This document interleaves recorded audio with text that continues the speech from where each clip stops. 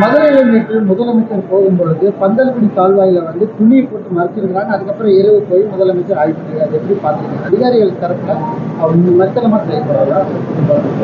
அதாவது இதுதான் திராவிட மாடல் அரசு. எப்படின்னு கேட்டீங்கன்னா, முதலமைச்சருக்கு நாட்டில் என்ன நடக்குதுன்னே தெரியல. அதிகாரிகள் அதை மறைக்கிறார்கள். முதலமைச்சர் கூட செய்யணும் என்ன இருந்தால் அதிகாரிகள் அதை மறைச்சு நாட்டில் என்ன நடைபெறுகிறது என்பதை முதலமைச்சருடைய கவனத்துக்கு எடுத்து சொல்றது. அது மட்டும் இதெல்லாம் சுத்தப்படுத்தி விட்டு போயிருந்தா ரொம்ப நல்லா இருந்திருக்கும். முதலமைச்சர் டெல்லியில் போய் பிரைம் மினிஸ்டர் கேட்குறாங்க, தாமிரபரணி யார் சுத்தம் பண்ணணும், வைகை யார் சுத்தம் பண்ணணும் அப்படின்னு. இவங்களே இதெல்லாம் சுத்தப்படுத்திருந்தா அந்த சாக்கடையெல்லாம் சுத்தப்படுத்தினா மக்களுக்கு அது மிக நன்மையானதாக இருந்திருக்கும். இதுதான் திராவிட மாடலுடைய அரசு. அதே போல கமலஹாசன் மக்கள் நீதி மையம் டிவி போட்டு உடச்சவரு டிவிக்குள்ளே போயிட்டாரு.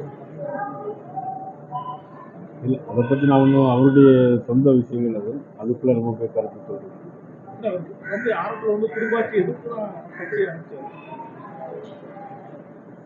வாரிசு அரசியல் இருக்கக்கூடாதுன்னு தான் முதல்ல எல்லாமே முதல் கொள்கையை வாரிசு அரசியல் இருக்கக்கூடாது அப்படின்னு பேசுறோம். ஒரு ராஜ்யசபா சீட்டு கொடுத்த உடனே வாரிசு அரசியல்லாம் இருக்கலாம் அப்படின்னு சொல்றாரு. தமிழ்ல இருந்து கன்னடம் பிறந்துச்சு அப்படின்னு சொல்றாரு. இப்ப இருக்கிற சக்லஸ் படம் கன்னடத்துல பயங்கரமான எதிர்ப்பு போடக்கூடாது. இல்லை, அவரவர்களுக்கு அவருடைய தாய்மொழி ரொம்ப முக்கியம். அதனால எந்த மொழி பெரியதுன்னு நம்ம சொல்றதுல கருத்து சொல்ல முடியாது. நம்முடைய தாய்மொழி நமக்கு முக்கியம், அதை தான் நம்ம சொல்லணுமே தவிர அது மட்டும் இல்லை. கமலஹாசன் அவர்கள் கன்னடத்தை பூர்வமாக கொண்ட ஒரு முதலமைச்சர் பிரச்சனை சொன்னாங்க. ஆனால் அந்த முதலமைச்சர் ஒரு படப்பிடிப்புக்காக போகும்போது எல்லாரும் அங்கிருந்து சொன்னாங்க, தமிழ் கன்னடம் வாழ்க அப்படின்னு சொல்லுங்க அப்படின்னு சொன்னாங்க. அதுக்கு அம்மா என்ன சொன்னாங்கன்னா, தமிழ் வாழ்க அப்படின்னு சொல்லி தைரியமாக சொல்லிட்டு வந்தாங்க. ஆனால் அது குறை சொல்லியிருந்த கமலஹாசன் அவருடைய நிலையிலிருந்து மாறி ராஜ்யசபா சீட்டுக்காக இன்னைக்கு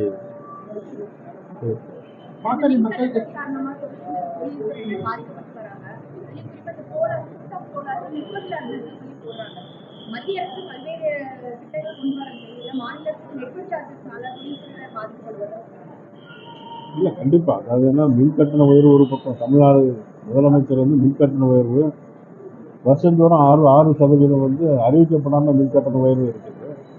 இந்த நெட்வொர்க் சார்ஜ் என்பது உண்மையிலே அது பாத்தீங்கன்னா அதை பரிசீலனை செய்ய வேண்டிய விஷயம். சோலார் பேனல் பிரதமர் ரொம்ப விழிப்புணர்வு ஏற்படுத்திட்டு வருவாரு. தமிழ்நாட்டில் துறைமுறைகள் ரொம்ப குறைவா இருக்கு. திட்டத்தை நடைமுறைப்படுத்த அந்த மத்திய அரசு திட்டம் எதுவாக இருந்தாலுமே மாநில அரசு எதுவுமே செய்யறதில்லை.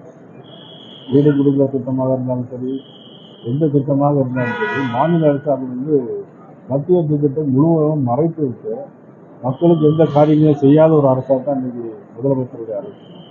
விஜய் பேசி என்ன சொல்லியிருக்காருன்னா, வீடு 2026 பெட்டி பெட்டியே கொட்டுவாங்க அப்படிங்கிற விமர்சனம் வச்சிருக்காரு.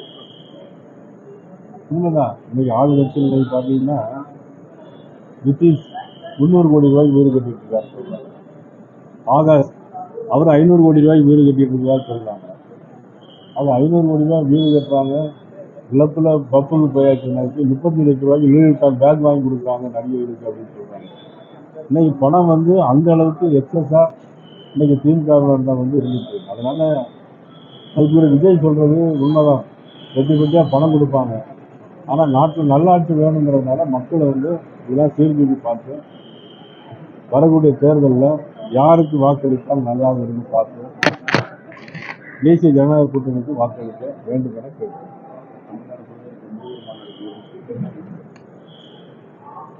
ஜூன் 22 மதுரையில் ஜூன் 22 மதுரையில் முருகப்பக்தருடைய மாநாடு நடைபெறும். ஆக அந்த மாநாட்டில் உத்தரப்பிரதேச மாநில முதலமைச்சர் யோகி ஆதித்யநாத் அவர்கள், ஆந்திர துணை முதலமைச்சர் பவன் கல்யாண் அவர்களும் அதில் கலந்து கொள்கிறார்கள். அனைவரும் அதில் கலந்து கொண்டு சிறப்பிக்க வேண்டும் என்று அன்போடு நான் பேசுகிறேன். இல்லை, அது அவருடைய உள்கட்சி பிரச்சனை. அதை பற்றி நம்ம கருத்து சொல்ல முடியாது.